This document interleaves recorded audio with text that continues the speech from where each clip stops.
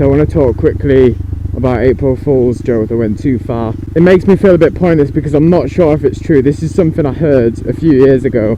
Basically, it was in America, and a kid thought, he thought, right, I'm going to prank my mum. It's prank day. I can prank her and she can't say anything about it because everyone will be doing it. She was like, Mum, do you want a cup of tea? And she was like, yeah. And you know what parents are like, they forget it's April Fool's.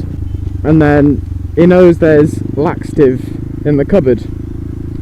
Now laxative, or laxative, I'm not sure how you say it, basically it makes you shit. It makes you, whatever you've eaten, it makes it into water and you shit it out.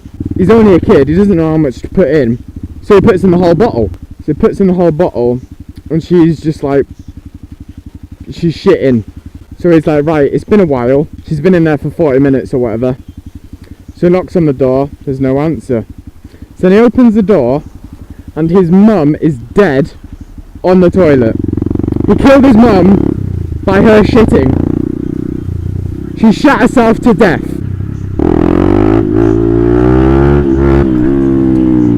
I've got a lot better at wheelies now. Another thing I want to talk about is Thursday morning at college I have a talk with we have a guest speaker in basically, and I've had this before on my police training. And for those in the area, you might know him, I've forgotten his name, but his son died in a drink drive accident. And he talks about just everything, all the effects of it, and arranging his funeral and how hard it was. And it's a really big eye-opener. I mean, obviously, when I was first there, and when he was starting off, I was thinking, oh, all of this is irrelevant, you know, I'm never going to get on my bike drunk and kill someone. It's not going to happen, and I'm never going to drive. But as it got on, it kind of, you know, it hits home a bit. On all the 3 cases which he said were relevant to me. So the road that they crashed and died on, the driver died instantly, but the man's son, who was the passenger, died, I think he said half an hour it took him to die, I think. And the way it's relevant to me is that the road they were on is on the Otley Road. Now, if you watched a previous video of mine where I ride with Nathan on his DT, that's the road we go down. Another example that there was some squaddies going from York to Catterick on the motorway, and the driver, he had no sleep. And he had a mate full of squaddies. For squaddies, people that don't know what squaddies are, they're like army. And they're off up to Catterick, which is where I used to live. And he fell asleep at the wheel, caused a crash. And I think, obviously someone died. I think they all died, to be honest. That's relevant to me because in 2 years' time, or whenever I get a bigger bike, I'll be going up the motorway to Catterick to see family, like I always do. So that can happen to me. The next one was on the ring road. Now this is the most sort of painful one. I live just off the ring road. I go on the ring road to college. I go on the ring road pretty much every day I go out.